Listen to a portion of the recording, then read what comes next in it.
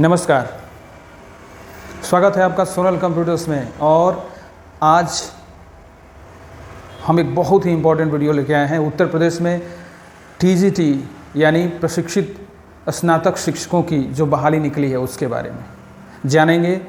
कौन उस फॉर्म को भर सकता है, क्या एलिजिबिलिटी है, पूरा सिलेबस, कैसे फॉर्म को भरें, ये सारी प्रक्रिया जानेंगे। बहुत सारे प्रश्नों का जवाब भी आपको इसमें मिलेगा।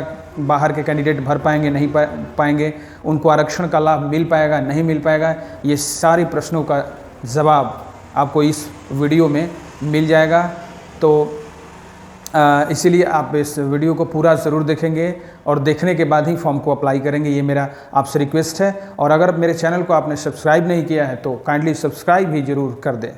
तो बहुत दिनों बाद उत्तर प्रदेश जो माध्यमिक शिक्षा चयन बोर्ड है इलाहाबाद में, प्रयागराज में, उसने जो है लमसम जो है 4000 पदों पर यानी 3539 कुल पदों के लिए वैकेंसी निकाली है। और ये बालक बालिका संवर्ग यानी बालक वर्ग के लिए अलग से बहाली है और ये बालिका संवर्ग के लिए अलग से वैकेंसी है। तो बहुत ही उम्दा मौका है। जो भी बीएड किए हुए हैं, जो भी बीपीएड किए हुए हैं, एमपीएड किए हुए हैं, क्योंकि शारीरिक शिक्षकों के लिए भी इसमें पदों को रखा गया है। तो चलिए फटाफट जान लेते हैं कि क्या एलिजिबिलिटी है।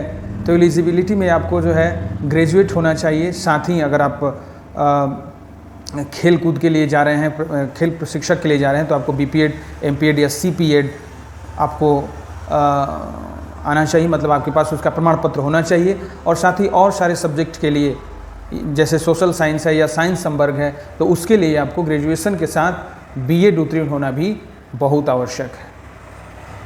तो बात करते हैं ऑनलाइन आवेदन जो है, भाग 1 जो पंजीकरण जो है, रजिस्ट्रेशन आपको इसमें करना है, तो वो कब करना है? तो 9 जून 2022 से ही ये प्रक्रिया शुरू हो गई है। 9 जून 2022 से ऑनलाइन पंजीकरण, ऑनलाइन रजिस्ट्रेशन प्रक्रिया जो है वो प्रारंभ है। और ऑनलाइन शुल्क भुगतान जो करने की जो तिथि है वो 9 जून 2022, जैसा कि रजिस्ट्रेशन का जो डेट है उसी समय से ये 9 जून 2022 से ही आपको प्रारंभ हो गया है। और ऑनलाइन आवेदन भाग 1 पंजीकरण का जो रजिस्ट्रेशन की जो तिथि है वो रखी गई है 3 जुलाई 2022 तक। और उसी तरह से आप ऑनलाइन शुल्क जो है वो जमा कर सकेंगे 6 जुलाई 2022 तक। बहुत डेट है, आप आराम से भर सकते हैं। और लास्ट में जो फाइनल सबमिट करने की जो डेट है वो 9 जुलाई 2022 यानी पूरे 1 महीने का जो समय है वो रखा गया है। और कुल 3539 पदों के लिए वर्गवार, जैसे बालिका के लिए अलग से आपको सब्जेक्ट वाइज ये वैकेंसी है। ठीक है। तो अभ्यर्थियों द्वारा जो आवेदन दिया जाएगा वो ऑफलाइन नहीं, ऑनलाइन है। पूरी तरह से ध्यान रखिएगा, किसी भी टाइप का जो है ऑफलाइन एंटरटेनमेंट यहाँ पे नहीं होगा। आपको जो है ऑनलाइन जा कर के ही ये फॉर्म अप्लाई करना होगा। ये लिंक मैं आपको ज़रूर प्रोवाइड कर दूंगा। upsessb.org है, इसका टेंशन लेने की ज़रूरत नहीं है। मैं इस पर लिंक भी आपको प्रोवाइड कर दूंगा, जहाँ से आप आसानी से फॉर्म को अप्लाई कर सकते हैं। बने रहिएगा पूरे वीडियो में। ठीक है। तो ये मैंने आपको रिपीट कर दिया कि किसी भी टाइप से आपको ऑनलाइन ही आवेदन करना है और उस आवेदन को सबमिट नहीं करना है, सेंड नहीं करना है। और जो पदों की जो संख्या है वो घट बढ़ सकती है, यानी वो घट भी सकती है, आगे चल के वो बढ़ भी सकती है। तो ये कोई बहुत बड़ा टेंशन वाली बात नहीं है। आप जो है आपको केवल फॉर्म अप्लाई करना है, उसके बाद ये आयोग क्या सोचता है उससे टेंशन आपको नहीं लेना है। ठीक है।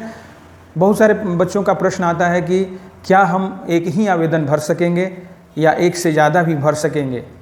तो मैं आपको बता दूं कि प्रत्येक विषय के लिए, ठीक है, प्रशिक्षित स्नातक शिक्षक संवर्ग जो है उसमें प्रत्येक विषय के सापेक्ष एक ही आवेदन स्वीकार किया जाएगा। मतलब देखिए, बात को स्पष्ट समझिएगा। एक विषय, अगर आप मान लीजिए, एक एग्जांपल मैं देता हूं, आप फिजिक्स के लिए या केमिस्ट्री के लिए या कला संवर्ग के लिए कोई आवेदन करते हैं, तो उसमें बात समझ में आ रही है? उसमें आपको सिर्फ एक ही आवेदन स्वीकार किया जाएगा। ये नहीं कि एक ही सब्जेक्ट के लिए आप 10 आवेदन दे देंगे तो निश्चित तौर पर अक्षरशः आपका निरस्त हो जाएगा वो फॉर्म। इसीलिए एक पोस्ट के लिए आपको एक ही आवेदन देना है। दूसरी चीज़, अगर आप चाहेंगे प्रत्येक विषय के लिए, बहुत सारे बच्चे जो है आपका स्नातक 2-2, 3-3 बार किए रहते हैं, या उनका ऐसा सब्जेक्ट रहता है कि वो 2-2, 3 सब्जेक्ट में भी एलिजिबल रहते हैं, तो आप चाहेंगे तो प्रत्येक सब्जेक्ट के लिए अलग अलग से आवेदन दे सकेंगे। प्रत्येक सब्जेक्ट के लिए आप अलग अलग से आवेदन दे सकेंगे, इसमें कोई पाबंदी आपको नहीं है। इसका निश्चित तौर पर जो है वो कॉल लेटर आएगा। ठीक है, तो अलग अलग सब्जेक्ट के लिए आपको ये अलग अलग आवेदन दिया जा सकता है। एक और चीज़ है, बहुत सारे बच्चों ने प्रश्न किया है कि क्या इसमें निगेटिव मार्किंग है? जो प्रश्न, ये जो एग्जामिनेशन होगा, चूँकि आपको पता है कि लिखित परीक्षा के आधार पर आपका जो है ये रिक्रूटमेंट होगा, तो उसमें ये जानना बेहद ज़रूरी हो जाता है कि क्या इसमें ऋणात्मक अंकन यानी निगेटिव मार्किंग भी है। तो नहीं, इसमें आप आश्वस्त करता हूं मैं आपको कि आयोग के द्वारा जो अधिसूचना जारी की गई है उसमें निश्चित तौर पर यह बताया गया है कि इसमें ऋणात्मक जो है अंकन नहीं होगा। ऑनलाइन आवेदन के लिए 3 चरण है। प्रथम चरण में आपको जो है कैंडिडेट रजिस्ट्रेशन होगा। आपका जो भी आप अपने पास अपना ईमेल आईडी, मोबाइल नंबर और भी बहुत सारे डिटेल्स जो है वो आप रखिएगा। अपना जो एजुकेशनल क्वालिफिकेशन से रिलेटेड डॉक्यूमेंट्स है वो सब रेडी रखिएगा। वो सारा आपको प्रथम चरण यानी कैंडिडेट रजिस्ट्रेशन में आपको आवश्यक होगा। तो प्रथम चरण में आपको कैंडिडेट रजिस्ट्रेशन करना है। लिंक मैं प्रोवाइड कर दूंगा आपको कहाँ पे करना है। उसके बाद द्वितीय चरण में जो है, जो सेकंड स्टेप आपका क्या है, वो आपको शुल्क भुगतान करना है। ठीक है, फी डिपोजिशन का जो काम है वो द्वितीय चरण में है। आप चाहेंगे डेबिट कार्ड से, क्रेडिट कार्ड से, नेट बैंकिंग से और भी यूपीआई माध्यम से आप इसमें आप पेमेंट अपना कर सकते हैं। थोड़ा सा बात कर लेते हैं शुल्क के बारे में। तो आपको बता दें कि यूपी से जो भी बाहर के कैंडिडेट हैं, चाहे वो किसी वर्ग के, बहुत सारे बच्चों का प्रश्न आया हुआ है कि यूपी से बाहर का जो बच्चे हैं वो क्या आरक्षित वर्ग में आ सकते हैं। तो ऐसा नहीं है, ये सभी को पता है। यूपी से यानी उत्तर प्रदेश के बाहर के जो भी बच्चे होंगे वो किसी भी वर्ग में, कैटेगरी में आते हों, SC, ST, OBC, वो सारे जो है यहाँ पे अनारक्षित यानी अनरिजर्व्ड कैटेगरी में ट्रीट किए जाएंगे। तो अनारक्षित सामान्य जो वर्ग के बच्चों के लिए जो शुल्क है वो 700 यानी 700 रुपये है। उसमें आपको ऑनलाइन प्रक्रिया शुल्क 50 रुपये जोड़ दिया जाए तो 750 रुपये है। और EWS इकोनॉमिकली वीकर सेक्शन के बच्चों के लिए आवेदन शुल्क 400 है। 50 रुपये जोड़ देने पर वो 450 रुपये। अन्य पिछड़ा वर्ग के लिए 750 वहीं जनरल का जो फ़ी है। उसके बाद उत्तर प्रदेश की अनुसूचित जाति और अनुसूचित जनजाति के बच्चों के लिए, तो अनुसूचित जनजाति के लिए 400 रुपये है और 50 रुपये आवेदन शुल्क 450। उसी तरह से अनुसूचित जनजाति के लिए जो फ़ी है वो 200 रुपये है और 50 रुपये उसमें शुल्क जोड़ दिया जाए तो आपका 250 रुपये हो जाता है। तो इस तरह से आपका जो है फ़ी सबमिशन आपको कर लेना है। बिना फ़ी सबमिशन के आपका फॉर्म जो है वो सबमिट नहीं हो पाएगा। और तृतीय चरण में जो है आपको फाइनल सबमिट कर लेना है। ठीक है, तो आपके पास डॉक्यूमेंट्स की जहाँ तक बात है, क्या क्या डॉक्यूमेंट्स आपको साथ में रखना है, तो आपको एक फ़ोटो बढ़िया क्वालिटी का, रिसेंट 1 महीने का खिंचवाया हुआ हो तो ढंग का फ़ोटोग्राफ्स आप ले लीजिएगा। उसके बाद आप सिग्नेचर एक सादे पेज पर अपना हस्ताक्षर कीजिएगा और अंग्रेज़ी में उसको जो है आप स्कैनर से स्कैन करवा लीजिएगा, चाहे अपने से या साइबर कैफ़े वगैरह में जाके उसको स्कैन करवा लीजिएगा।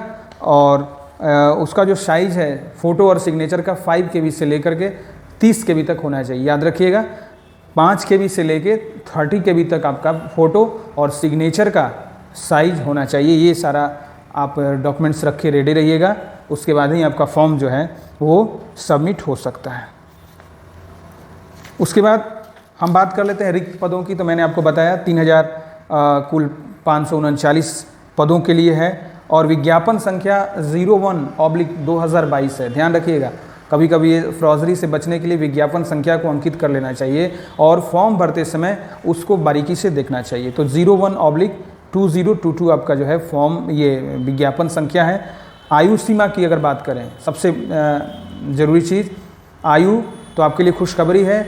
अगर आप 21 वर्ष से कम के नहीं हैं, 21 वर्ष से ज़्यादा के हैं, तो 21 वर्ष से 60 वर्ष तक के बच्चे कैंडिडेट फॉर्म को अप्लाई कर सकते हैं। ध्यान रखिएगा, 21 वर्ष के बाद का आपका जो भी आयु है तो आप अप्लाई कर सकते हैं। और आयु की जो गणना की जाएगी वो 1 जुलाई 2022 को 21 वर्ष से कम ना हो। 1 जुलाई 2022 को आपको जो है 21 वर्ष से कम ना हो। अब देखिए, एक बात आती है कि एलिजिबिलिटी यानी अर्हता की जो तिथि होनी चाहिए, कब तक आपको एलिजिबल होना चाहिए।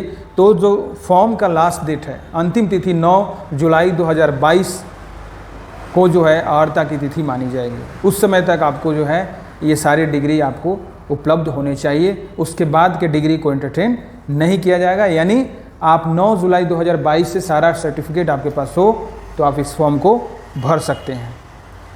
और वेतनमान यानी पे लेवल की जहाँ तक बात करें तो आपका 44,900 से लेके 1,42,400, काफ़ी अच्छा फ़र्क है। और पे लेवल आपका जो है 7th पे लागू होगा, ठीक है। उसके बाद ग्रेड पे आपका 4600 होगा। तो ये पे लेवल आपका होगा, अच्छा खासा पे लेवल है। और आरक्षण की बात करें तो मैंने आपको बताया कि किसी भी आरक्षण के लिए जो है उत्तर प्रदेश के लोग ही अनुमान्य होंगे। उत्तर प्रदेश के OBC, SC, ST वगैरह अगर आप हैं तो आपको आरक्षण का लाभ मिलेगा। नहीं तो बाहर के आप किसी भी कैंडिडेट को, किसी भी श्रेणी के कैंडिडेट को आरक्षण का लाभ जो है वो नहीं मिलेगा। और परीक्षा केंद्र जो है वो चूज नहीं करना है, वो यूपी के सभी मुख्यालयों में आयोग के द्वारा दिया जाएगा। और उसी परीक्षा केंद्र पे आपको एग्जामिनेशन देना है जहाँ पे आपका सेंटर है। दूसरे जगह आप जाते हैं, देते हैं तो उसको आपके रिजल्ट को निरस्त कर दिया जाएगा। रही बात हम भर्ती प्रक्रिया की अगर बात कर लेते हैं तो सबसे पहले आपको लिखित परीक्षा होगी, ठीक है, रिटन एग्जामिनेशन होगा। आपको जो है 500 अंकों का एक प्रश्न पत्र होगा, ठीक है। कुल 125 प्रश्न पत्र होंगे, प्रत्येक प्रश्न 4 अंक का होगा। तो आप मल्टीप्लाई कर लीजिए 125 × 4 यानी 500 फुल मार्क्स आपका होगा। इसमें निगेटिव मार्किंग नहीं है। और प्रश्न पत्र को हल करने के लिए आपको 2 घंटे का पूरा समय दिया जाएगा। 2 घंटे में आप इस प्रश्न पत्र को हल कर पाएंगे। ये अगर आपने तैयारी अच्छी तरीके से किया होगा तो ये अच्छा खासा समय है। तो समयावधि जो है वो 2 घंटे का है। रही बात परीक्षा के सिलेबस की, थोड़ी सी चर्चा कर लेते हैं। तो प्रश्न पत्र का जो स्वरूप होगा, ठीक है, तो वो सभी प्रश्न बहुविकल्पीय होंगे, यानी मल्टीपल चॉइस क्वेश्चन होंगे, MCQ होंगे। 4 विकल्प दिए होंगे, आपको उसमें से एक को सही करना है। प्रत्येक प्रश्न के लिए 4 विकल्प दिए रहेंगे, मैंने आपको बताया, जिसमें केवल एक उपयुक्त जो आपको लगे, जो सही लगे, उसको जो है ये आप उसको जो पेन होता है काले स्याही का या ब्लू बॉल पेन, उससे आपको जो है ठीक कर देना है, ठीक है।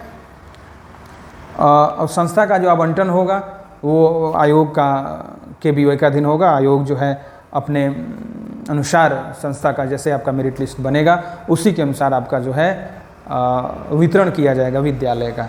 तो उम्मीद करता हूँ कि ये वीडियो आपको बहुत पसंद आया होगा और आप फटाफट जो है मेरे द्वारा लिंक जो दिया जाएगा उसको क्लिक करके आप आसानी से फॉर्म को भर सकेंगे।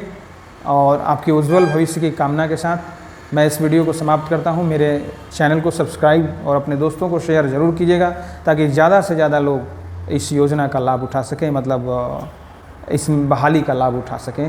धन्यवाद।